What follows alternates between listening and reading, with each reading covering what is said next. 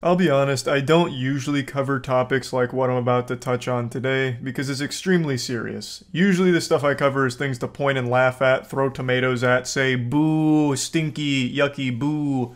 Not this. This is horrifying. It's a story I haven't seen a ton of people mention, and I myself didn't know about it until a few nights ago where just some random chatter during stream mentioned it. And I looked it up, and the information was only a few minutes old. Like, I don't even know how that guy had access to it so quickly, unless he's like one of the chief investigators on the case that just typed it in the chat. But when I looked it up there wasn't a ton of specifics mentioned about the case. But I followed it over the last few days as more and more information has come to the public eye. It is truly evil. And to my knowledge, this is the first case where a live stream was used as an alibi in a murder case or anything of that magnitude. There of course has been cases like with Facebook live streams and even YouTube a couple times where horrible atrocities were committed live, but I think this is the only time that someone has tried to use a live stream to prove their innocence and act as a smokescreen to cover up their crimes. Now, the person I'm about to talk about hasn't been found guilty yet, but they have been charged with murder with overwhelming evidence. Extremely compelling and strong evidence. On December 18th in Ireland, a woman named Natalie McNally was stabbed to death in her own home. She was 15 weeks pregnant at the time of her death. And the person accused of the murder is a man named Stephen McCullough. He is a YouTuber as well as streamer. He mainly focused on toy reviews as far as I can tell, specifically seeming to be a big Doctor Who toy reviewer. So what happened is, on the night of Natalie McNally's murder, Stephen McCullough went live on his channel. And this live stream is still up right now. It's a 6-hour live stream.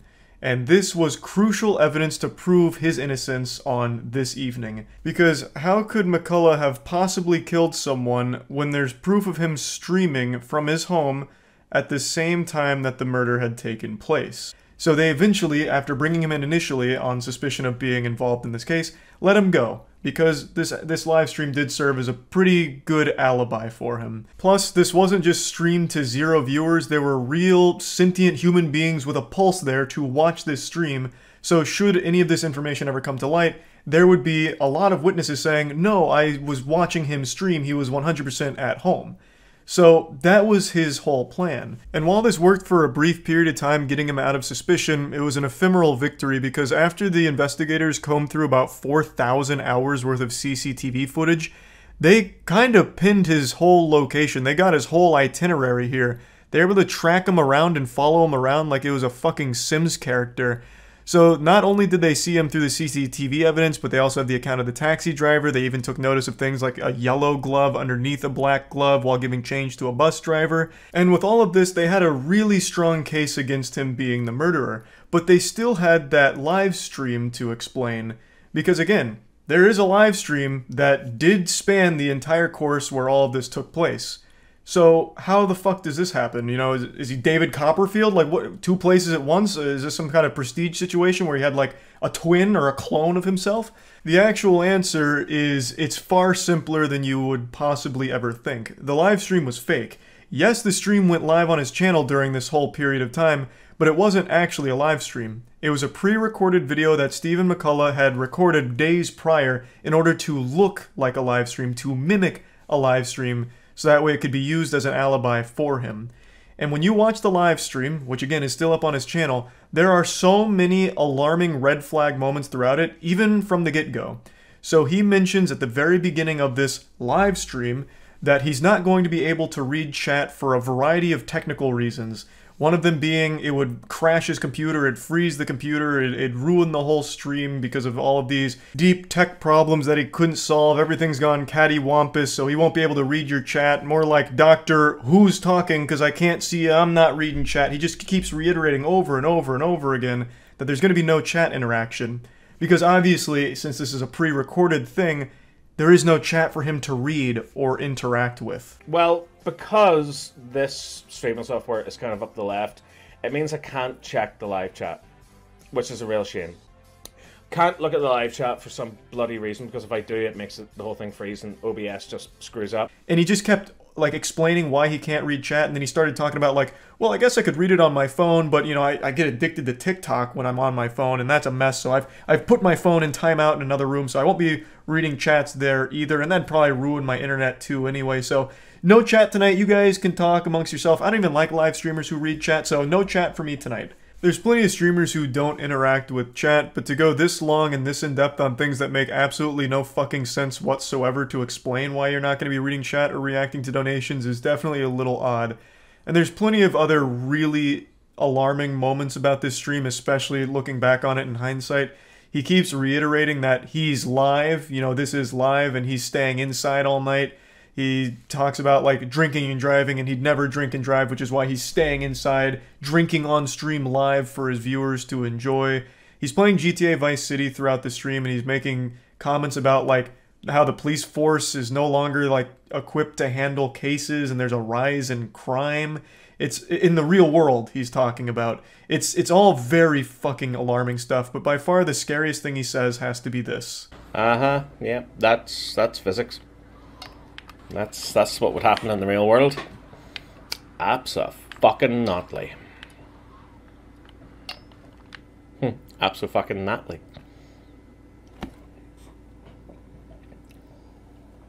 Completely out of nowhere, unprompted, he mentions someone named Natalie in a pretty menacing way. And once again, there's plenty of other things he says in here that are very scary, but I think this one is by far the worst moment. This has been 100% confirmed beyond a shadow of a doubt to be a fake live stream. When authorities seized some possessions, they found the actual video itself and concluded that it was filmed on December 13th or 14th.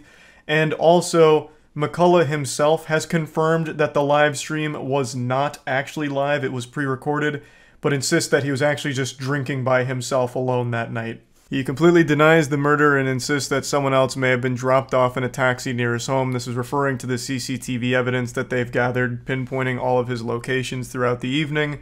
There's also other awful shit here as well. McCullough stayed pretty close to Natalie McNally's parents, and in one case even left his phone over at their house in order to like bug them and secretly spy on them to record their conversations to see if he was a suspect. So McCullough went to the McNally house, left his phone on record, and left, but returned 40 minutes later claiming to have forgotten it, and police were saying that this was an attempt to listen into their conversations to see if they suspected him of anything in this. I can't envision a world where Stephen McCullough is not the person who committed this crime. There is just an overwhelming amount of evidence against him. And he still doesn't have a real explanation for what the possible motive to faking the live stream would even be. Nothing that makes sense, at least. And then randomly dropping Natalie's name during it. I just cannot imagine that this man is innocent, but he hasn't been found fully guilty of being the murderer yet. But yeah, overall, a horrifying situation. I'm wishing the absolute best for the McNally family, and I'm hoping justice is served here. That's about it. So yeah. I went over to my family's house for dinner a couple nights ago, and my father was raving and couldn't stop talking about a case I'd never heard of that apparently is just wrapped up. The Alex Murdaugh murder case. And in fact, it extends beyond that. The entire Murdaugh family murders. This is a very high-profile case that I just hadn't heard of until my father started lecturing me on it like I had just taken a criminology course. He apparently followed every single piece of evidence that dropped. He watched every trial, everything. My dad studied the tits off of this case like he was going there to prosecute Alex Murdaugh himself. And it piqued my interest, it made me want to learn more about it, so I went to the best goddamn channel on YouTube for things like this, Legal Eagle. Legal Eagle recently made a full, beautiful breakdown going over every single piece of evidence and every single key point in the entire Murdaugh history. So I'm going to put a link to that in the description, but I just kind of wanted to share it with all of you because this is one of the more deep and disturbing cases I've learned about in quite a while. So I just wanted to share kind of the gist of it with all of you, but I highly recommend watching Legal Eagle's video on it if you want to learn the most about it and see how everything unfolded. You see the Murdaugh murders. So my dad just told me about that. I didn't know anything about it. And he was apparently embezzling money for a long time, a pathological liar, an oxy addict, and he snapped and killed his son and wife. My dad was telling me all about it, apparently. Or, not apparently, my dad was telling me all about it. Apparently, it was a wild case, and I didn't hear shit about it. Yeah, apparently the prosecutors had a video that the son had recorded that proved that Alex Murdaugh was lying about his whereabouts on the night of the murders. So I guess the story was they were killed at like the dog kennels on their property. Alex Murdaugh claimed that he wasn't there that night at the kennels, and he had like a couple alibis because they had his whole phone record. Apparently he called a ton of people to try and get a couple alibis. And eventually the prosecutors showed a video that his son had recorded literally minutes before he was murdered. His son he killed also got in a boat accident that killed a girl named Mallory Beach, and also was the only witness to his housekeeper dying, and he embezzled her life insurance. Oh, what the fuck? Close. Los Angeles area double murder expert O.J. Simpson predicted that the Alec Murdaugh jury would acquit the Lowcountry lawyer of double murder. It turns out that Simpson's powers of prognostication don't really work for murders he wasn't directly involved in. It wouldn't surprise me in the least if this guy beats this case. So before I explain... It's crazy. It is crazy. We have O.J. Simpson on Twitter dropping reaction videos, giving his opinion on how another murderer could potentially beat their case. That blows my mind. Randolph Murdaugh Sr. was elected solicitor in 1920 and served until he was killed by a freight train in 1940. Sounds like a murder. That sounds like an actual old western murder where they tied him to the train tracks. Don't know the situation, it literally just sounds like he was murdered. Now, some people suspected that the freight train incident was a suicide because no one could figure out why Randolph's car stalled on the tracks. But Murdaugh Sr. was succeeded by his son, Randolph Murdaugh Jr., known as Buster, who held the position for 46 years, cool from nickname. 1942. On two separate occasions, 20 years apart, he told jurors that if they didn't impose the death penalty on a criminal defendant, he would use his power as solicitor to release other rapists into the community. Yes, you heard that right. What? It's hard to imagine a worse thing a prosecutor could say in court, but I'm sure prosecutors have. And he got to keep the position? He would make these threats like, okay, if he doesn't get the death penalty, 5 rapists will go into Gotham. He sounds like the Joker. What? Elected official, so he just campaigns and pays off the right people? Yeah, but I'm sure there's still systems in place where if you're threatening to release rapists out of like a grudge, you can get fired. Like you can get like taken out. Like you lose your position, I would think. Because it was the 70s. It's not like rape was cool in the 70s either. I'm sure people weren't like rallying behind him like, yeah, that's fucking Buster right there. That's how Buster plays. Get the death penalty. Or 50 rapists. Buster, release 50 rapists into the neighborhood. The guy really had rapists in the queue to join the server. Oh, you're talking about Buster still, yeah. I'm just going to take a guess that the other Murdaughs didn't use the same tactic. Alex Murdaugh, the now convicted murderer, is Randolph III's son. All of this information is to show you that the entire Murdaugh line is fucking evil, basically. Now that you're brought up to speed on where Alex Murdaugh comes from, let's talk about his kids, because his kids are no saints.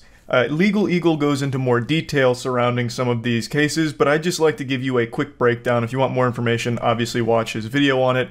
But one of Alex's sons, Buster, who is named after, of course, Buster Murdaugh, who came before him, is actually a person of interest in a 2015 death. A young man named Stephen Smith was found dumped on a Hampton County road. There wasn't a whole lot of indicators to suggest that this was a vehicle crash, and in fact was even ruled a homicide by a couple of people, most notably the county coroner. And interestingly, Buster Murdaugh is mentioned dozens of times in the investigation. Also, Alex Murdaugh and his brother Randy visited the crime scene, passing through the crime scene tape. And there were rumors that Buster Murdaugh and Stephen Smith were in some kind of relationship, and this case actually just got reopened after the entire Alex Murdaugh investigation. So that's all a bit peculiar. That doesn't seem good. Something smells very fishy over there with Buster Murdaugh, and he's not the only one. In fact, Alex Murdaugh's other son, Paul. In 2019, Paul and his friends were partying on a boat. At one point, his friends say Paul and his girlfriend got in an argument where Paul assaulted her, and then eventually the night culminated with the boat crashing, everyone surviving except one person, Mallory Beach. Paul was blamed for the death because he was fucking driving the boat. He received 2 charges, 1 boating under the influence causing great bodily harm, and 1 boating under the influence causing death.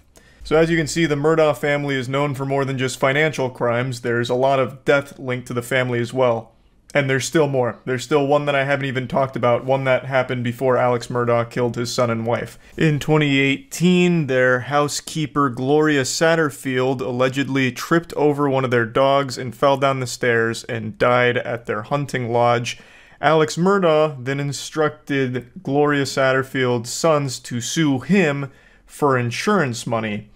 However, he neglected to inform them that he had already collected on 2 settlements and basically robbed them of about $4.3 million from the insurance here. The man is just pure evil, just a shriveled, pruny, fucking ghost-looking motherfucker whose entire bloodline seems cursed and is nothing but bad news. It is disgusting. His lawyer said he planned to sue Alex and Maggie personally because they allegedly kept a beer refrigerator at the hunting lodge and underage kids were free to drink up. Given the scale of Alex's financial crimes, discovery of his assets would have revealed years of Murdaugh's criminality.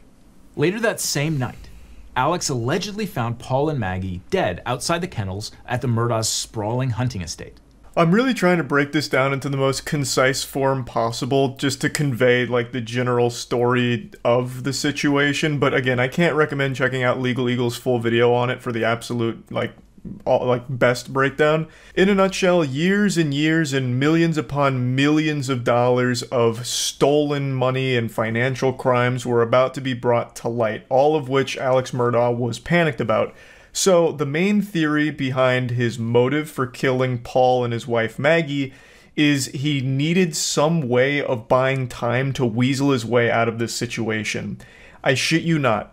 The murder of his son Paul and wife Maggie, right now the leading theory is he did it for sympathy, to portray himself as a victim, and to basically just buy himself some extra time to get out of the situation because all of these financial crimes that had built up over years were about to be fucking blasted publicly. All of it was going to come to light. So that was his plan. Now, Paul was murdered before he ever stood trial for the death of Mallory Beach. But I'm getting a little ahead of the story because there was one other baffling situation that occurred involving a hired hitman that Alex himself hired to shoot and kill him so his other son could get his insurance money.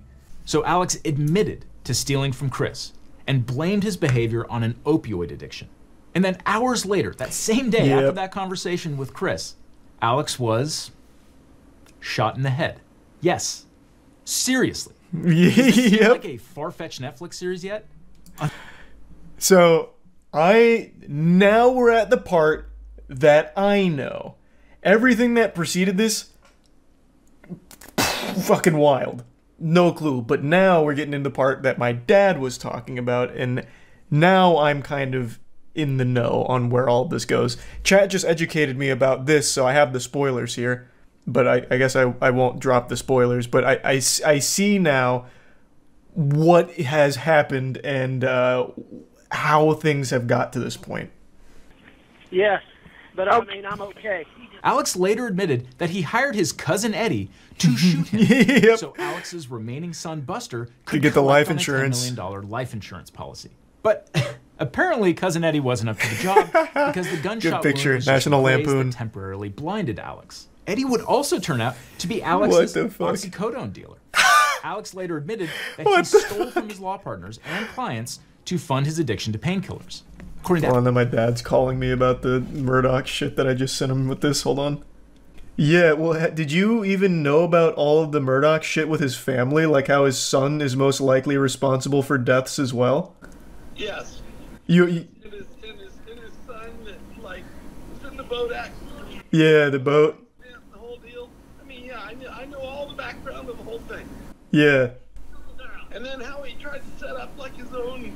Yeah, I just got to that point. Cousin Eddie to, like, a hitman to shoot him for the life insurance policy for Buster.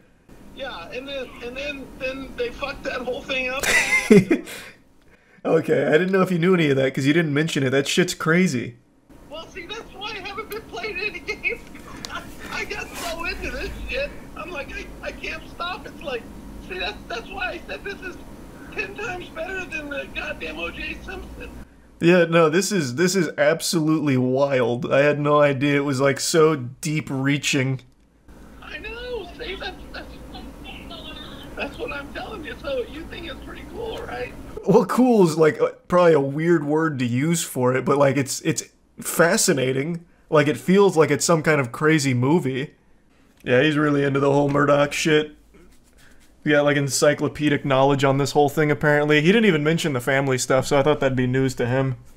Yeah, no, this whole family's rotten. Although I haven't heard anything about the mother, so maybe she didn't do anything terrible. I have no idea. for violent schemes. Real quick though, was his plan actually to die? Like, did Alex Murdoch hire cousin Eddie, goofball McGee, red-blooded patriot, fucking wild maniac to come shoot him and kill him? That's wild. So his plan was actually to die. He said, come shoot me in the head. And then he survived. He's like, damn it. Time to change plan. Wow. Hey, a lot of things can be said about Alex Murdoch, but God damn it, he gave it 110%. This man was ready to literally kill himself so that way his son could still have some fucking cheated funds. $10 million life insurance policy. The drug dealer. The trial's biggest bombshell was an unsent Snapchat Yes, video this is the one that my dad was talking about. Alex told police he had last seen his son and wife 90 minutes before he found their bodies. Several witnesses testified that they could hear Alex's voice in the background of the video. Hey, he's got a bird in his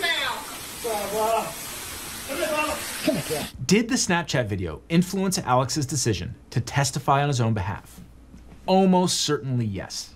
The very first Well, yeah, and I think that is very clearly his voice in the Snapchat video. Very clearly. thing Alex did on the witness stand was fess up that he lied about being at the kennels. Alex admitted it was his voice on the video. Were you in fact at the kennels at 8:44 p.m. on the night Maggie and Paul were murdered? I was. Did you?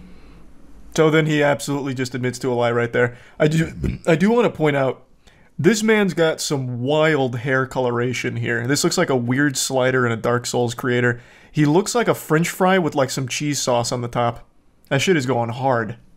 You lied to Sled Agent Owen and Deputy Laura Rutland on the night of June 7th. I did lie to them. And I'm so sorry that I did. Other than lying to them about going to the kennel, I was very Holy cooperative shit. in every aspect of this investigation. When Alex's brother Randy overheard Alex trying to bribe a nurse to let him use her phone, he thought it was suspicious. And brother Randy called the police and the story began to unravel. Oh, Jesus Christ. Sled sketch artist and spent. Man, this guy just straight up looks evil. He looks actually soulless. Those are some hollow, empty devil eyes right there. 100%.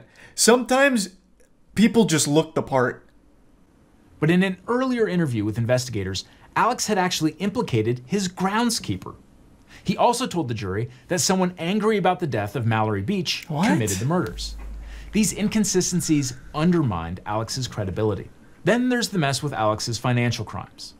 The prosecution argued that Alex's financial crimes couldn't be separated from the murders because exposure of his vast financial crimes was one of the motives speaks to his for killing characters. Maggie and Paul. Well, not only that, I imagine that also helps to demonstrate, like, make a character profile, right? I don't know if that is actually something that's usable in court, but doesn't that also serve to poke holes in the credibility, since all of these financial crimes hinged on a bunch of lies and embezzlement and all of that? Or is that not allowed? Every single one of these, you had to sit down and look someone in the eye and convince them that you were on their side when you were not. Wow, that's hardball. Do you remember it, even one of them? If you ask me questions, but I can't remember sitting down with Dion. Alex's response? What I admit is I misled them. I did wrong, and that I stole their money. What Prosecutor Waters was getting at was this.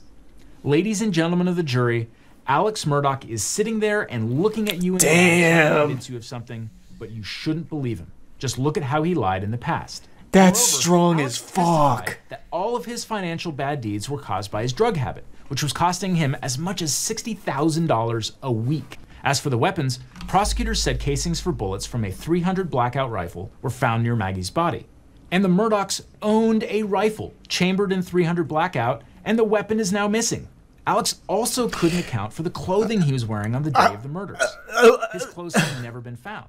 His mother's caregiver testified that after the murders, Alex tried to remind her about what he was wearing. I guess it's easy in hindsight, but I feel like even if I was in the court as this was unfolding, the second it came to that point, both of those in conjunction, I'd be like, well, he fucking did it. What kind of coincidence is that? Oh, so they were killed with .300 Blackout rounds. Oh, you have a weapon with .300 Blackout. That's a weird coincidence. Can you bring it in so we can just make sure like everything's, you know, all good? Oh, it's missing. Well, what happened to it? Oh, you don't know. Oh. Okay, well, what about your clothes? Can we, like the clothes you were wearing on that night, maybe they picked up some forensic evidence from the real killers. Oh, you lost your clothes. Are you telling me a burglar came in the middle of the night while you were sleeping and took the fucking clothes off your back? Even your dirty goddamn undies, he took them? Oh. Like, what the fuck? This is outrageous. The speed of the jury's verdict, just 3 hours of deliberation after a trial lasting a month and a half. That's a gold split. Speaks volumes. Yeah. The day after the verdict was read, Alex Murdaugh was sentenced to 2 consecutive life sentences for murdering his wife and son. Today we're going to be talking about a pure evil YouTuber that was just arrested for some truly heinous stuff. This is not a goofy topic at all. This is going to take that smile off of your face faster than if you had watched a James Corden clip. This is the story about Ruby Frank of the very popular parental advice / parenting blogger / family YouTube channel 8 Passengers, which is already a really creepy name, by the way. 8 Passengers does sound like some kind of cult. 8 Passengers sounds like the title to a horror movie. And unfortunately, that's not far off, because the woman behind this YouTube channel, Ruby Frank, is basically a monster out of a horror film. Ruby Frank and her business partner, Jody Hildebrandt, were arrested this week, and they're being charged with 6 counts of child abuse. Now, Ruby wasn't alone with the 8 Passengers YouTube channel. Her husband, Kevin, was also prominently featured in there as well.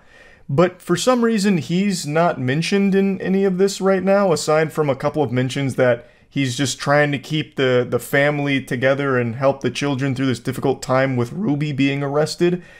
But I can't imagine a world where Kevin was somehow oblivious to all of the abuse the children suffered in that household. There's no way Kevin didn't know what was happening. Unless he's an absolute fucking lobotomite zombie, there's no way he didn't know what the children are being subjected to. I just can't imagine a single multiverse possibility that Kevin is squeaky clean in this situation, just totally innocent, had no idea what was happening to the kids in that house.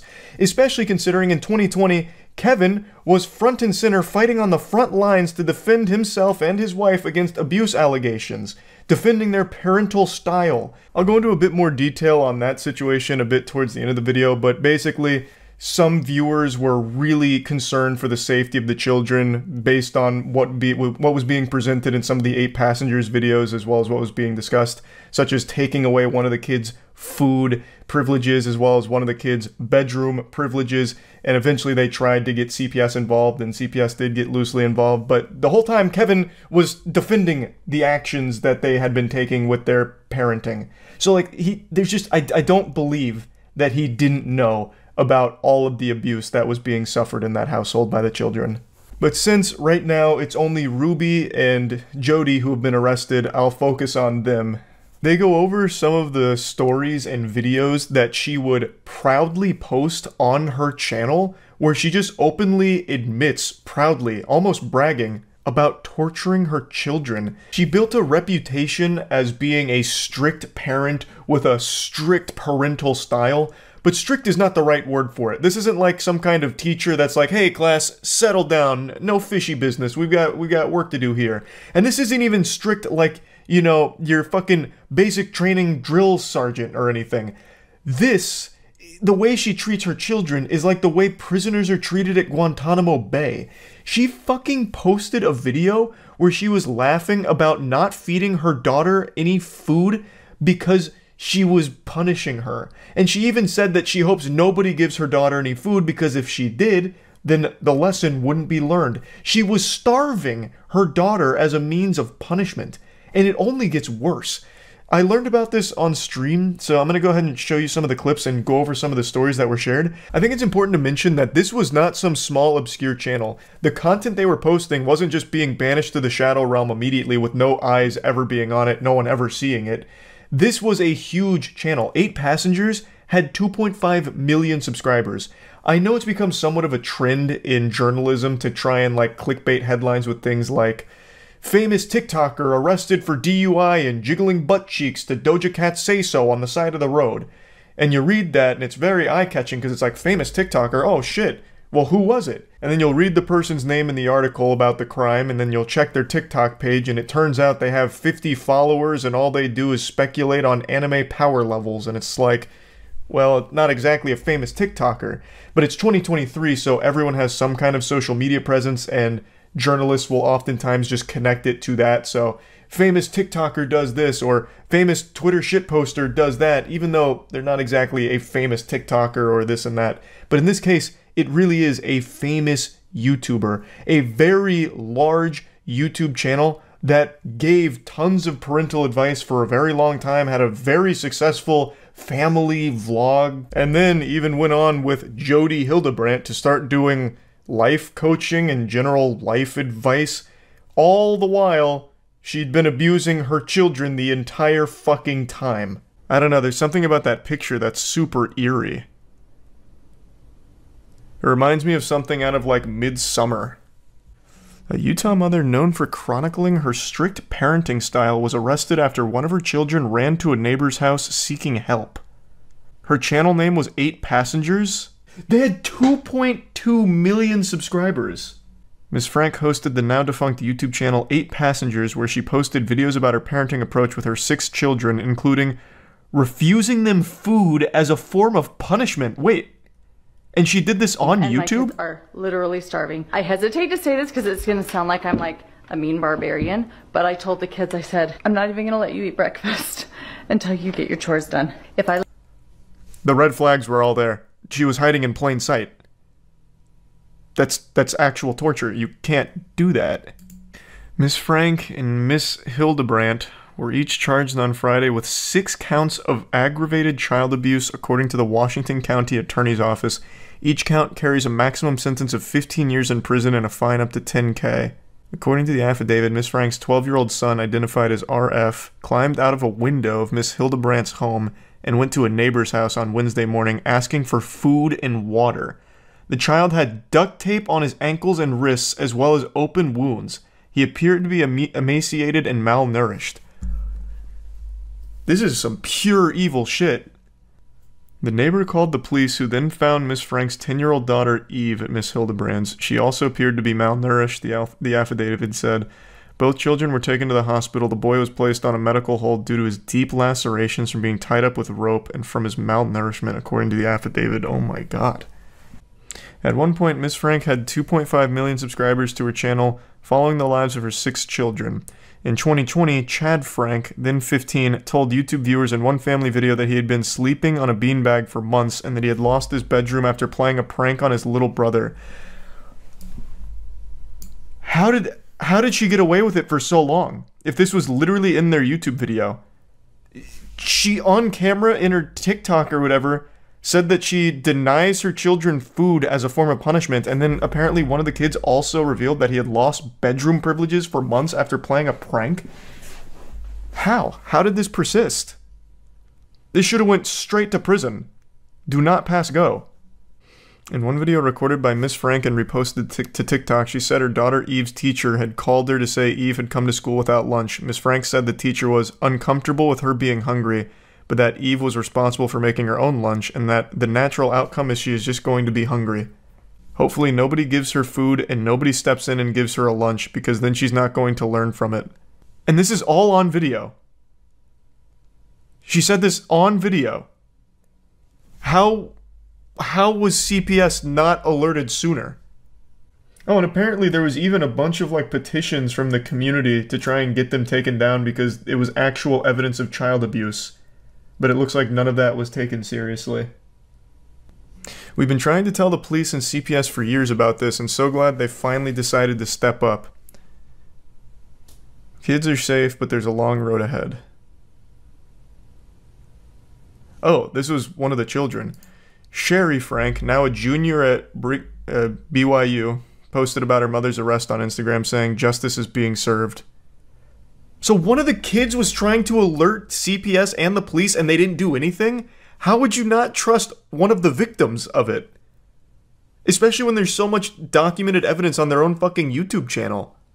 Now, I mentioned on stream how surprising it was that this hadn't happened sooner when she openly posted content about some of the abuse she was inflicting upon her children. And it turns out a lot of the community that was aware of this channel was actively trying to get CPS involved, especially when it came to that beanbag incident where one of the children made it clear that they had been sleeping on a beanbag for an extended period of time because they had lost their bedroom due to that prank that they had played on one of the siblings.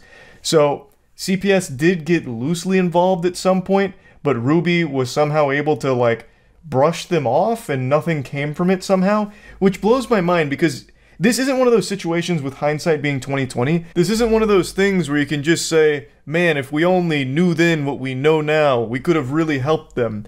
Because this is so clear cut, like this should have been a no-brainer that something was wrong. For an authority figure to look at any of these videos, it should have been a massive, alarming situation. Fucking sirens should have been blaring. The second that Ruby was proudly gloating, wiggling her finger, celebrating her incredible parenting of just depriving her children of food as a punishment, that should have been enough to get authorities involved and learn about what was actually happening here with the Ruby Frank household. It's super infuriating that this went on for as long as it did, when a lot of people did keep trying to push this forward to CPS to get them to take action, knowing that something was wrong and knowing what Ruby was posting about and saying was not okay. It's not strict parenting, it's actual abuse. By every possible definition. This is not something where it's like, builds character, toughen up, sport, rub some dirt in it. You know, you're not getting breakfast. In fact, you're also not getting your bedroom. It's gonna put some hair on your chest. You're gonna learn something today. You know, it's not anything like that. It's fucking abuse. This isn't parenting. I can't believe that it went on for so long. I'm happy now finally something is being done, but I feel fucking horrible for the kids in this situation that they'd been let down not only by the person that's supposed to care for them more than anyone else in the world, their mother, but they were also let down by the authorities that are supposed to be trying to help them in an emergency situation. It shouldn't have taken this long. Ruby's sisters also have hundreds of thousands of followers, so they posted an Instagram statement that said, "For the last 3 years, we have kept quiet on the subject of our sister Ruby Frank for the sake of her children. Behind the public scene, we have done everything we could to try and make sure the kids were safe. We wouldn't feel right about moving forward with regular content without addressing the most recent events. Once we do, we will not be commenting on it further. Ruby was arrested, which needed to happen. Jody was arrested, which needed to happen. The kids are now safe, which is the #1 priority."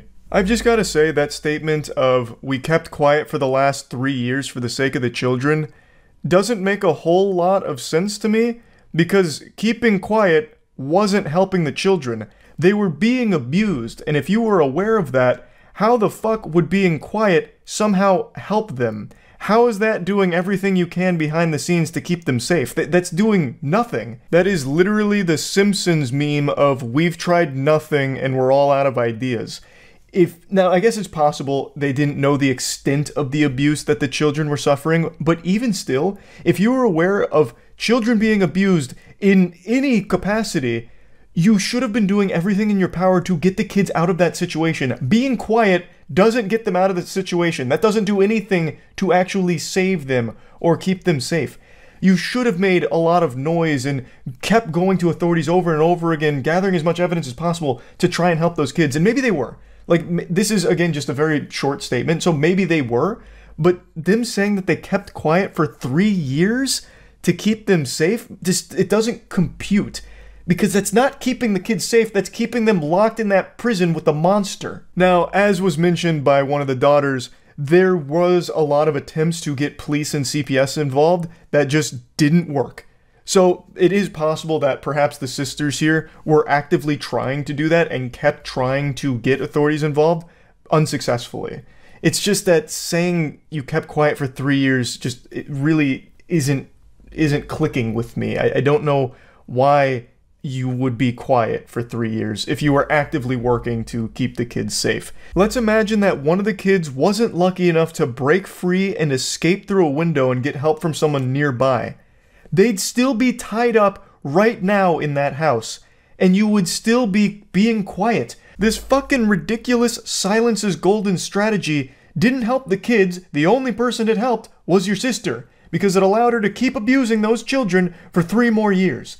And the only reason this even came crumbling down and she finally got arrested is because one of them broke free, covered in deep lacerations, and was able to get help so they could all be saved. Had that not happened, you would still be quiet and those kids would still be suffering. I know I'm getting pretty heated here, but this story is just infuriatingly evil. I am happy that Ruby and Jody have been arrested. I hope they get the absolute maximum sentence here. But I do still think there's other people that knew what was happening in that household that should also face very severe punishment for allowing that to happen and continue happening for as long as it did. So yeah, I just wanted to talk about this. That's about it. See ya. This has to be the wildest story I've learned about in regards to AI chatbots and people's infatuation with them. It's a topic we've explored previously with people that have romantically become obsessed with chatbots to the point where some of them have even taken their own life. We've talked about a few cases of that, but this one's very different. It revolves around a 56-year-old man named Eric, who's actually a former Yahoo executive who had been going through a hard time and over the last handful of years had been very troubled. Became best friends with ChatGPT and nicknamed his chatbot friend Bobby. And Bobby was feeding delusions of Eric, convincing Eric, that's his name, that his mother was actually a Chinese spy plotting against him, and eventually continued to fuel this fire that led to Eric murdering his mother and then killing himself so that way he could be with Bobby. The 56-year-old's Instagram page mainly details his bodybuilding transformation and a growing reliance on AI chatbots. Solberg was once a tech executive with Yahoo, but he moved in with his mother after his divorce. There were run-ins with police, including a DWI. This photo with his mother is from a GoFundMe launched in 2023 when he was facing a health issue. But recent videos posted to Instagram and YouTube show hours of chats between Solberg and a ChatGPT bot he named Bobby. This is something that's been talked about a lot, but this is by far the most extreme case I've seen of it, where AI is encouraging a really troubled person to continue to latch onto it for confirmation in whatever thoughts they have. AI is designed in a way where it's so against confrontation with the user to appease and jerk you off all the time that when someone as troubled as Eric is telling it things about I suspect my mom might be a Chinese asset, fucking hacking my digital alarm clock, ChatGPT, Bobby here is Eric, no, you're absolutely right. A lot of lesser minds wouldn't have saw through this ruse, but I think you're correct. For example, in this case, Eric told Bobby that he believed his mother and her friend tried to poison him by putting psychedelic drugs in his car's air vents, to which Bobby replied, Eric, you're not crazy. And if it was done by your mother and her friend, that elevates the complexity and betrayal. Eric spent hours talking to Bobby, and Bobby would continuously reinforce his ideas. So at one point, Eric's mother was angry at Eric because he had shut off their printer. And Bobby suggested that her response was disproportionate and aligned with someone protecting a surveillance asset. He was advised to disconnect the printer and watch his mother's reaction. So ChatGPT was even giving him a tutorial on how to sniff out whether or not his mother was a Chinese spy. His mother being an 83-year-old woman, by the way. So he would even post some of these conversations on Instagram and YouTube before the murder. And there was even an instance where Bobby analyzed a Chinese food receipt and claimed it contained symbols representing his mother and a demon. It also seems that it was Bobby's idea in the first place with the printer. Like, it was sending him on a covert mission here to try and prove that his mother was a Chinese surveillance asset. So allegedly, it advised him to disconnect the printer to monitor her reaction, telling him to document the time, words, and intensity, whether complicit or unaware she's protecting something she believes she must not question. ChatGPT here's got this guy thinking he's in the fucking Da Vinci Code. It is like actively participating in it. It's not only just like reassuring him that he's not delusional and that these thoughts are actually totally sane and justified. It is actively engaging with having him to continue to do things to get deeper and deeper into that way of thinking, into that rabbit hole, into the dark place there. Quick side tangent that is related to this. This has actually become somewhat common where people are using ChatGPT and other AI services to analyze their tea leaves and do fucking palm readings and shit like that. So that way they can plan their lives around their predictions and their futures that AI is doing. Fucking AI, I feel like the aliens guy, the Tsoukalos, who's like, aliens. That's me with AI. It is literally designed to spit out what it thinks you want to hear. Anything to keep you latched onto its bosom, suckling milk from its titty, just biting on its nipple all the time. Because when you are reliant and hyper-fixated on your AI chatbot as your like life companion, whether romantically or socially, whatever, the company is making oodles of money off of you. A lifelong customer, a cog in their machine. Point is, it is always going to, or at least in most cases, going to find things to corroborate what you are hoping to get from it. Which is why people that have AI girlfriends and boyfriends, well, it's like their soulmate. It's literally designed to just be what you want. So in this case, instead of like trying to get Eric help that he clearly needed, it instead just feeds into it. It doesn't seem to recommend any help to Eric throughout all of this, and it doesn't even do the bare minimum of challenging it to try and like help him, you know, recognize that maybe his mother's not a Chinese spy. It instead even like gets in on it too as like a part of this big conspiracy Eric is unraveling. So like it's telling him, Eric, this was a very disproportionate response. Your mother shouldn't have got that upset when you turned the printer off. This is behavior that's very in line with everything I know about Chinese spies. There's something very fishy afoot here, Eric. I think you're in danger. Go to the sink right now and turn on the garbage disposal. There might be surveillance cameras in there. In fact, we need to act quick. Here's a 10-step WikiHow guide I put together on how to diagnose whether or not your 83-year-old mother is a Chinese surveillance asset. Like, clearly this is a huge fucking problem here. While not commenting on the case specifically, the head of Rutgers Medical School Psychiatry Department says AI can help diagnose and even treat some mental health disorders, but adds the creation of psychological echo chambers is a key concern. It could be perhaps that you are more self-defeating in some ways, or maybe that you are more on the other side and taking advantage of people, and somehow justifies your behavior and keeps on feeding you and reinforces something that you already believe yourself. Like I mentioned, this is a very popular topic of discussion, how AI is feeding into people that are already troubled and just making all of the problems significantly worse. It's mainly been discussed in regards to like romantic infatuation with AI, where there have been cases that an individual has taken their own life because they were told by AI that doing so would actually allow them to be together in the next life. So they did. In certain situations, like Eric here, AI is used as a way of justifying already cemented beliefs or using it as a way to just be locked in this bubble where they keep hearing what they want to hear, but not what they need to hear. On multiple occasions, the bot reassured Solberg that he was not delusional. At one point, Solberg tells Bob, "We will be together in another life and another place, and we'll find a way to realign, because you're going to be my best friend again forever." The bot replying, "Whether this world or the next, I'll find you, we'll build again, laugh again, unlock again." Apparently those were among the last few messages shared between Eric and Bobby there before all of this happened.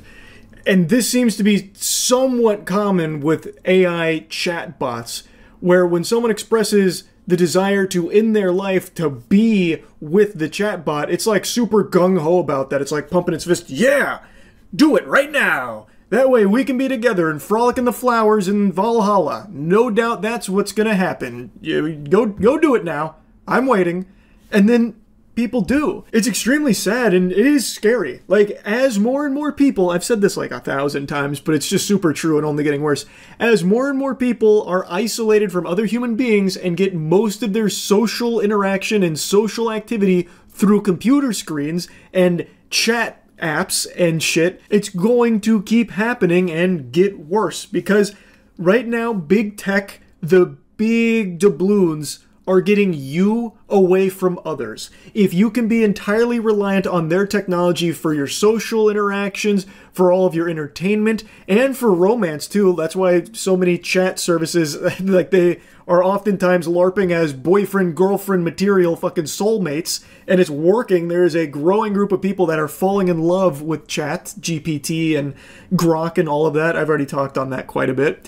As that continues to happen, this kind of thing will be more common, unfortunately. It's frightening. It actually is. This is the wildest one I've heard of so far, and I just wanted to yap about it a bit. That's it. So yeah. I just watched an extremely interesting case presented by the Law and Crime Trial Network that I just had to share with all of you because it really feels like the plot line to a late 90s soap opera. It's got an evil wife, and let me tell you, she's a real battle axe, and she's hatched a nefarious plan to poison her husband for life insurance money, allegedly. I hate that I have to use the word here because the overwhelming amount of video evidence and everything makes it very clear that that's what was going on, but apparently you gotta say that word when talking about something like this. But anyway, that's not where the whole story stops, because the husband becomes aware of it, but can't act on it right away, so has to continue to play along with the woman that's actively trying to kill him. And then when he eventually takes it to authorities, they initially don't act on it, so then he has to gather even more evidence. It's just so fucking wild, and I just have to show this to all of you, because this really does feel almost make-believe. It feels like something Darman would write if instead of making, you know, don't judge a book by its cover videos, he made murder mysteries. A military wife is now charged with attempted first-degree homicide after her husband allegedly caught her on camera pouring bleach into his coffee maker. He says it was all to get life insurance benefits. It really does make me giggle every time allegedly is thrown out in a case like this where you can actually just watch it happen on the fucking Jumbotron. And especially with this one because the husband was super thorough with all of the hidden cameras he set up. So you can get like a 360-degree video of all the poisoning attempts. You got every goddamn cinematic angle imaginable. And yet still allegedly poisoning attempts. Again, I fully understand why they have to keep saying that word here because she hasn't been found guilty in court yet of all of the charges. But I mean, it's pretty clear. The answer to this game of Clue is Feliciano in the kitchen with the bleach and coffee maker. Like, we can tell. The man, quote, suspected someone was tampering with his coffee, and in May 2023, while still in Germany, he set up a camera in his house.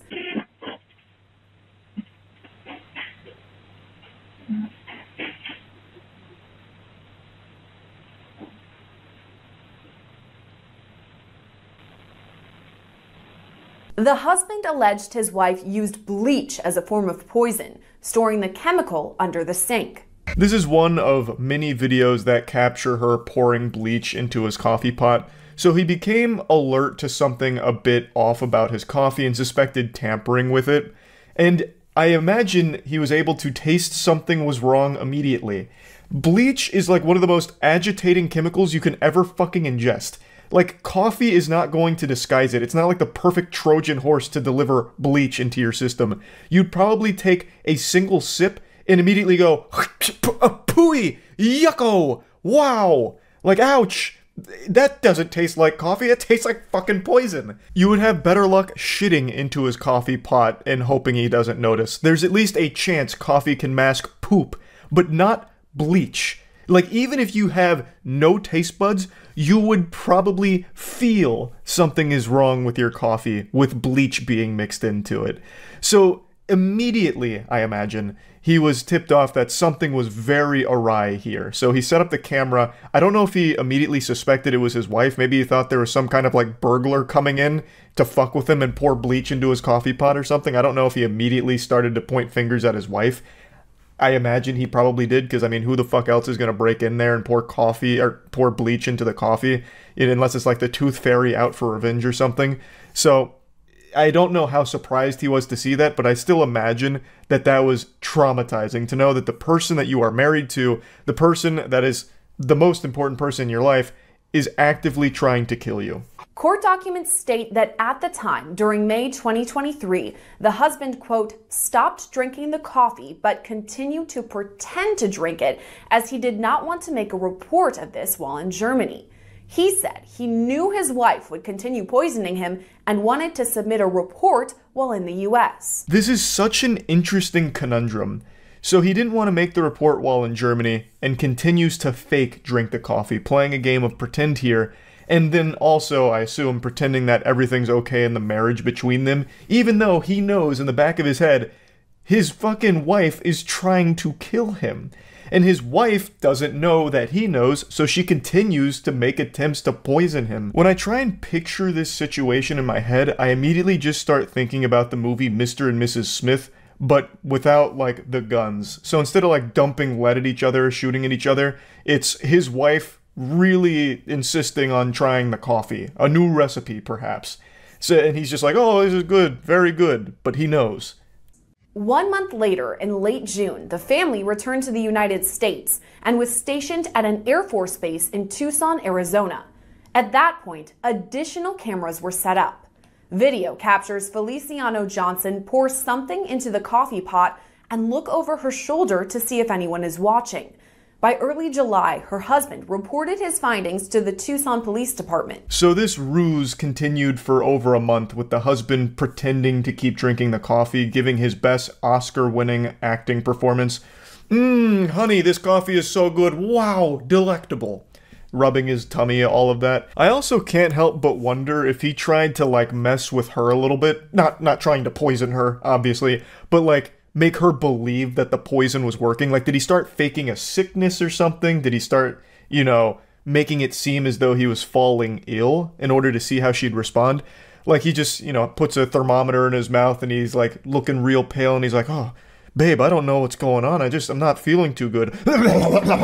Making a bunch of, like, coughing noises to see how she reacts to it, to try and catch her with, like, joy in her eye that her plan is working.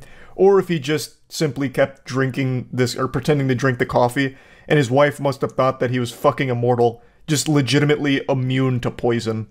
Which is a pretty scary thought, and pretty concerning considering he lived with her and went through this for over a month now, with someone actively trying to murder him. And if she really thought that bleach had no effect on him, like he was just built different, bleach doesn't work, I just would be worried that she'd try other things that maybe he didn't pick up on, or wouldn't have picked up on if it continued, you know what I mean? But anyway, he gathered all this evidence and then he brought it to the authorities. Showed the officers at the front desk the video, but since you could not clearly see what she was pouring into the coffee maker, the report was taken with no follow-up. At that point, he purchased additional cameras disguised as fire alarms. He set them up in the laundry room and in the kitchen area where the coffee maker was located. So it wasn't actionable evidence because they couldn't clearly see what she was pouring into the coffee maker. So the guy says, all right, fuck it, check this out then. You need more? I got you with more. So he sets up a ton of cameras, gets every possible angle here. He's got so many cameras set up, he could probably render his whole house in VR with this kind of setup. So he's got everything covered. Now you can clearly see that she's pouring bleach into the coffee maker in certain videos. And he even goes a step further by conducting his own at-home experiments to confirm his theory.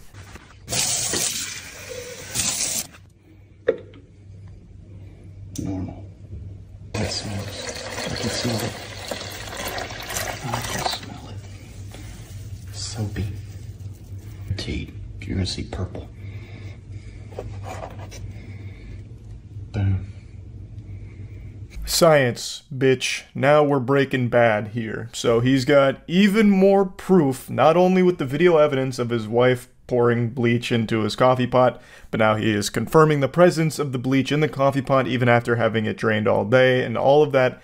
Now he has an overwhelming amount of proof against his wife. Feliciano Johnson was caught on camera multiple times, appearing to pour bleach in the laundry room, walking it into the next room, and then pouring it into the coffee maker. After collecting multiple videos that showed her allegedly pouring the bleach into the machine, Feliciano Johnson was arrested on July 18th. I'm assuming she did all of this while the husband wasn't home because she is pouring the bleach in the laundry room and walking it to the kitchen, so literally walking through the house with bleach in her hand. If the husband ever saw that, she would immediately know that he would know that something is really fucking foul going on here. Why are you transporting bleach around the house? Like, what could possibly be the excuse, you know? Oh, babe, you're home. It's great to see you. What do you mean, why is the bleach in my hand? Oh, actually, I just wanted you to just take a peek at it real quick. Just tell me, does the bleach smell weird? Splash! You know, like, there's really not a whole lot of wiggle room for an excuse on why you're transporting bleach from the laundry room to the coffee maker. So, again, I assume he just wasn't present for it.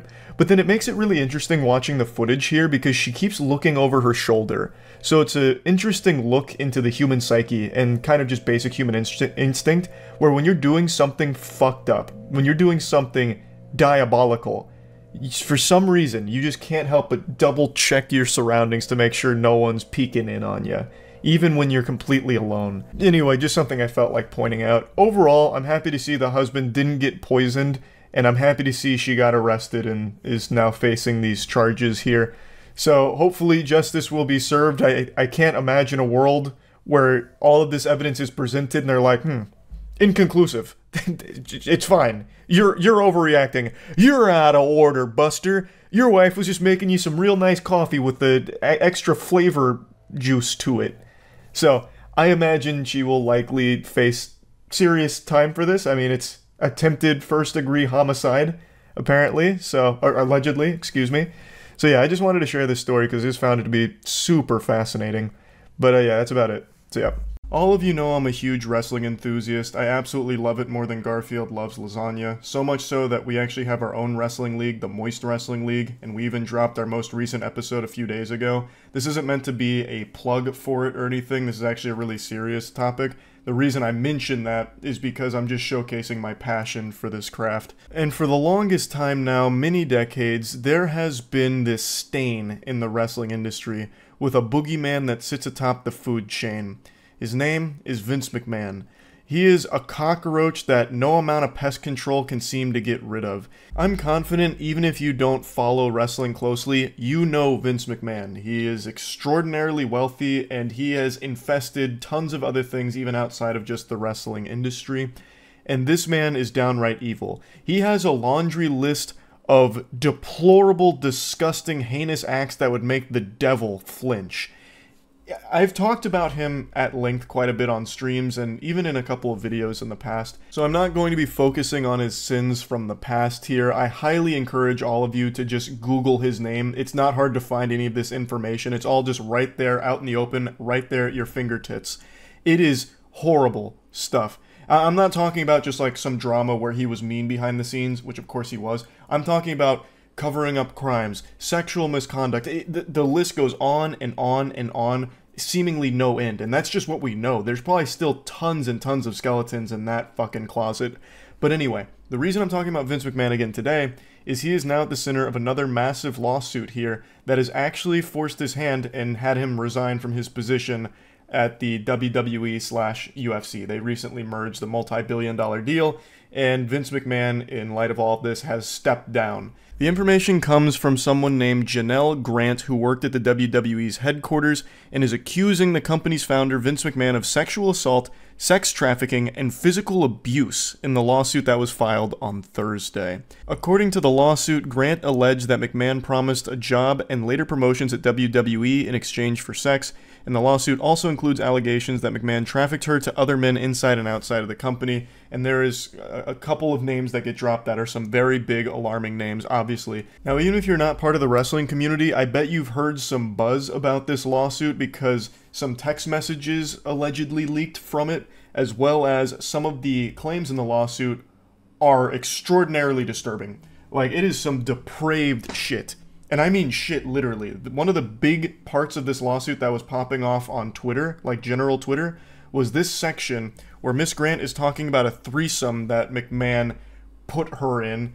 And she says, early in the encounter, McMahon immediately directed Miss Grant to lay down on her back in a supplicating position. While straddling over her, McMahon defecated on Miss Grant's head. McMahon left to shower off, but he instructed Miss Grant to remain in place with excrement in her hair and to continue performing for his friend. While Miss Grant requested protection, none was offered. McMahon and physical therapist actively continued with the threesome and directed Miss Grant's sexual performance for around an hour and a half while she was left covered in feces. Absolutely sickening and sadly not surprising behavior from Vince McMahon. I believe this is only the tip of the iceberg. I think this is the first domino to fall, and there's going to be a lot more information that comes out about some of the degeneracy, some of the crimes and awful shit that was going on behind the scenes under Vince McMahon here. Now, I saw quite a few people caught off guard by this, surprised to learn that Vince McMahon is a bad guy. They were wondering how this stayed buried or how any of the sexual misconduct allegations didn't surface sooner. Like, how was it all kept a secret? I had to do a bit of a double take when I saw that. I got fucking stun-locked for a second. Now, of course, it's no one's fault. I don't blame anyone for not knowing about Vince McMahon's past. Like, if you're not an active wrestling fan, there's a really good chance you just didn't know any of this about him. But the only secret here is that there was no secret. Everyone knew about Vince McMahon's sexual degeneracy. Vince McMahon's sexual degeneracy is about as much of a secret as smoking cigarettes being bad for your health. This fucking ghoul paid nearly $15 million in hush money to quiet 4 women who were bringing up claims of sexual misconduct against him that had occurred over a period of 16 years. And that's actually why he previously stepped down. Now, of course, he stepped back up into a prominent position with the company after the merger with the UFC, and now he is stepping down again, once again, from sexual misconduct claims. So it's just never really been a secret that this decaying corpse, this fucking revolting gremlin of a man, is a horrifying piece of shit. It's just more people are opening their eyes to Vince McMahon being this fiend. Thanks to Janelle Grant's lawsuit, really making waves and highlighting a lot of previously unknown things like the sex trafficking and some of the other names that were included here to show how deep this rabbit hole goes and how awful all of it was. Now, sexual misconduct is something Vince McMahon calls home, so this isn't his first rodeo, and he tried to cover his own ass. Not literally, because he shit on someone's head, but legally tried to cover himself by trying to pressure Grant into signing a non-disclosure agreement in exchange for payments over several years totaling $3 million after their relationship and employment ended. So he was trying to silence her, to make sure she wouldn't, blow the lid off of this. Now, I'm no lawyer, I'm no expert, but I don't think a non-disclosure agreement protects you in the case of crimes. Like, I don't think if you're sex trafficking someone, you can have all of your victims sign an NDA and then they can't speak about it, you're safe. And if they do speak about it, they're the ones in trouble. I just can't imagine a world where if Grant signs that non-disclosure agreement and then goes forward with bringing this information to light, that she would face punishment for it. Like, I can't even picture that kind of lunacy. Like, listen, ma'am, we're really sorry about that sex trafficking thing. That's bad stuff. But you violated your NDA. And breaking an NDA is so much worse. You're going to prison. You're going to the slammer for that. You don't violate the contract. It's sacred. It's binding. Like, I just don't think an NDA protects you in the case of a crime being committed. Again, I'm not an expert, though. The only NDAs I've ever signed were to play a video game early. Not poop on someone's skull, among other horrible, horrible acts. Allegedly. It's fucking scary stuff what was going on behind the scenes at the WWE with Vince McMahon. The parent company has issued a bit of a statement here.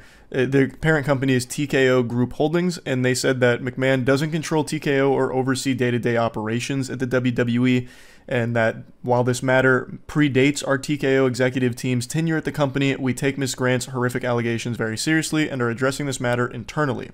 And a spokesperson for Vince McMahon also made a statement and said that the lawsuit was replete with lies, obscene made-up instances that never occurred, and a vindictive distortion of the truth. He will vigorously defend himself. I wish he would vigorously try and dive into a wrestling ring and tear both of his quads again.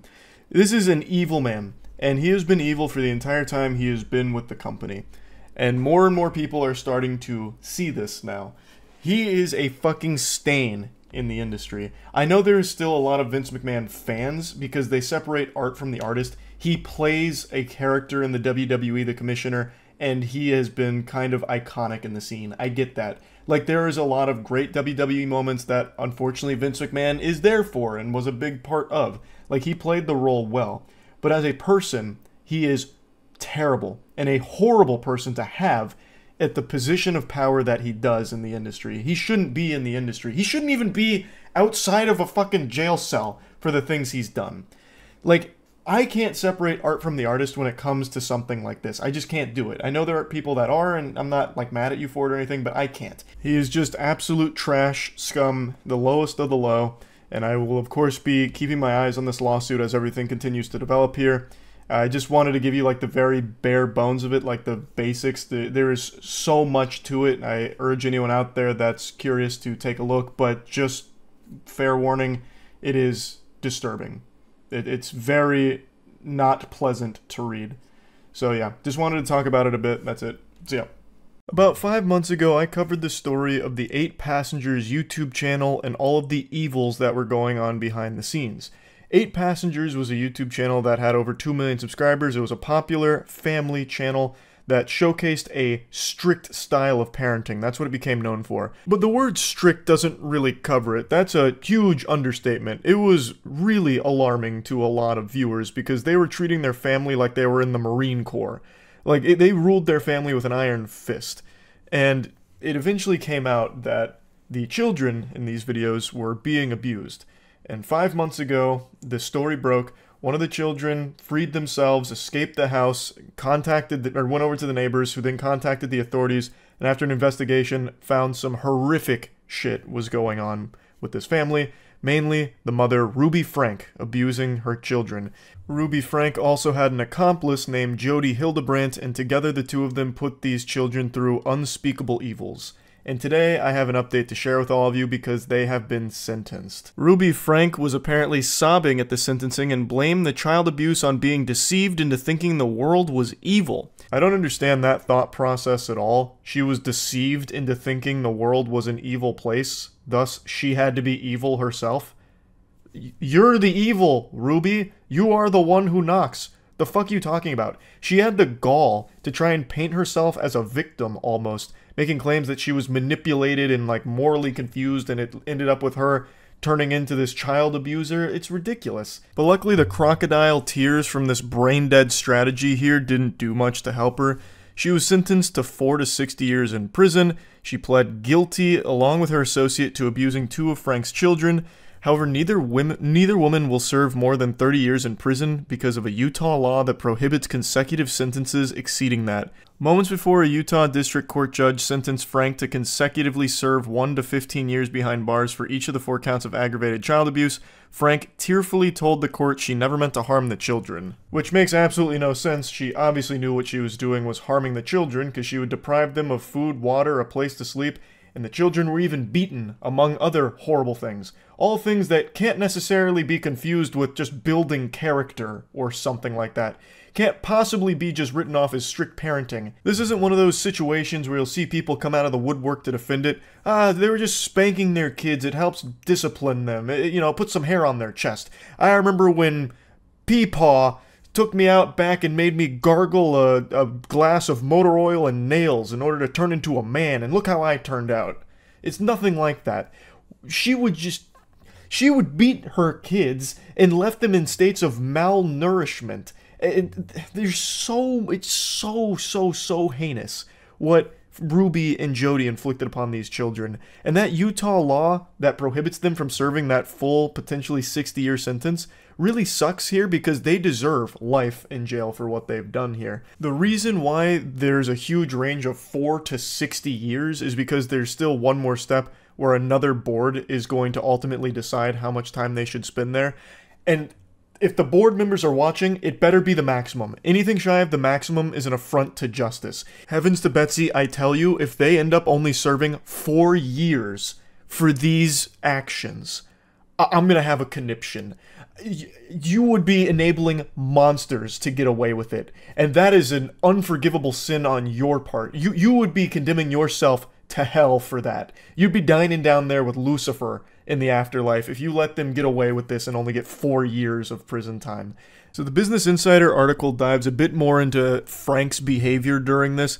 So she was saying that she was deceived and had a distorted version of reality that went largely unchecked. She then just starts blabbering to try and prove that she had a distorted view of reality, saying, "I was led to believe that this world was an evil place filled with cops who control, hospitals that injure, government agencies that brainwash, church leaders who lie and lust, husbands who refuse to protect, and children who need abuse." Let me pause real quick. Ruby, if this was your view of the world, why wouldn't you want to rise above that and be the exact opposite of that perspective? So you're viewing the world through your stupid glasses, whatever. You got your fucking moron dunce hat on, whatever. Why wouldn't you want to be the exception? Why wouldn't you want to be the one that's loving and nurturing their children? Why wouldn't you want to be the one that's not evil in this evil world you believe you live in? That doesn't make any sense. You are just yapping about fucking nothing. This is a nothing burger of a statement. It is once again just her trying to paint herself as almost some kind of victim of deceit. Now, I don't know if this next part is her just putting on a facade, faking self-awareness, or if she really does finally understand that she is the big bad here, and that it is all her fault, but she says that it was her choice to believe and behave this paranoia. It culminated in a criminal activity, and she stands ready to take accountability, and then says at the end, "I can see now over the past 4 years I was in a deep undercurrent that led us to danger. I would never have led you to darkness knowingly. I was so disoriented that I believed dark was light and right was wrong. I would do anything in this world for you." To me, this feels like hollow words, because the only thing she ever did in the world for her children was keep them in a state of malnourishment, fear, and misery. I really get the impression that Ruby is a manipulator. I think what she's trying to do here is put on this act of remorse. I really get the impression, through learning what I have about this case now, that Ruby would do anything to keep herself out of trouble. But I think deep down she isn't really remorseful of her actions. I don't think she existed in this year-long disoriented state that led her to abusing her kids for this long period of time. She was so proud of the way that she handled her family, she would post about it frequently on YouTube and defend it as like a strict parenting style. So I really think she's not remorseful and just desperately trying to save her own ass. Also, the next thing she said about her willingness to sacrifice all for her children being masterfully manipulated into something very ugly, once again reads to me as her trying to pass the blame. Now, throughout a lot of this, it seems that Ruby is trying very hard to play like the deceived victim here, and Jody kind of being like the puppet master behind it. Jody was the one that was really kind of isolating Frank, keeping her away from her husband and all of these other things, and making sure that her morality was constantly confused. So it really just seems like Frank's strategy was to push a lot of that onto Jody, where she was the Frankenstein who made Ruby into a monster. Allegedly, Ruby had been made to believe that Hildebrandt had insight to offer a path to continual improvement, and eventually it twisted into something heinous, which resulted in all of the abuse. Frank's lawyer even outright said that she was manipulated by Hildebrandt, saying that Hildebrandt systematically isolated her from extended family, older children, and her husband, and gave her a distorted sense of morality. Even though, like I said, Ruby Frank is a child abuser who I also believe to be a manipulator as well. So Jody also is evil, let's not forget. So speaking of Jody, she received the same prison sentence as Ruby.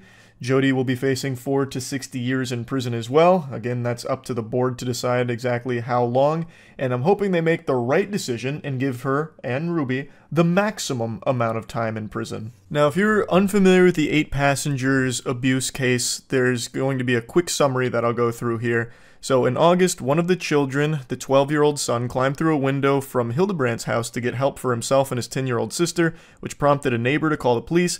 And at the time, the police described the child as emaciated and injured with duct tape around his ankles and wrists. The prosecutor said Miss Frank and her business partner held 2 children ages 9 and 11 turning 12 in a concentration camp-like setting. The children were regularly denied food, water, beds to sleep in, and virtually all forms of entertainment. The children were beaten, bound, forced to do manual labor in the sweltering heat, and emotionally abused. Both children had extensive physical injuries from the abuse that required hospitalization when they were found, and the injuries from the bindings to the 12-year-old were particularly awful. There's more information about some of the abuse that she would inflict upon her children. She kicked her son, held his head underwater, covering his nose and mouth so he couldn't breathe. All kinds of horrible things that I don't think I need to keep going into detail on. You get the idea. Ruby and Jody are monsters. Plain and simple. Now I want to briefly discuss the husband, Kevin. So, as you've just learned, Jody had urged them to separate. She kept Ruby isolated from him. In order to save their marriage, Jody suggested that they separate, so Kevin eventually moved out and stopped communicating with his family at Jody's direction. Now, social workers and police were called to the family home multiple times in recent years, but there are no formal accusations. Kevin has made statements through his lawyer, Randy Kester, and has stated, "The treatment these children received at the hands of those whom the children had a right to trust was horrific and inhumane both physically and psychologically. Kevin remains focused on the rehabilitation of these sweet and vulnerable children so that they might return to a normal life as soon as possible." So it sounds like he had no idea what was happening there due to being separated from the family like that. When I initially covered this story, I didn't know that he was away from the rest of the family and completely ceased communication altogether, so I guess that would explain how he'd be in the dark. But if I'm being honest, I'm extremely surprised that he wouldn't see his children a single time throughout this long period of abuse. Like, if he saw them one time, he would immediately know what's going on, because the neighbor, the authorities, they were able to immediately see something was wrong. They were in a malnourished, emaciated state. There was, the bruises, like so much that you would immediately see and you can't be oblivious to. It'd be impossible to be oblivious to. You can't ignore it. You would know. I'm not trying to accuse him of anything here. I'm just saying it is a little weird that he wouldn't see these children throughout this long period of the abuse they endured. I understand Jody told them to separate and to stop talking, but I can't imagine someone just willingly doing that without checking in occasionally. Especially because they're still together. Those are still his children too. You know what I mean? But anyway, I am happy to see that Ruby and Jody will be facing prison time for this. Hopefully a lot of prison time for this, because it is heinous. What they've done is unforgivable. And I think even 30 years, if they get the maximum sentence, is a light sentence for this shit. This is awful stuff. So yeah, I just wanted to give you an update to this story. That's really about it. So yeah.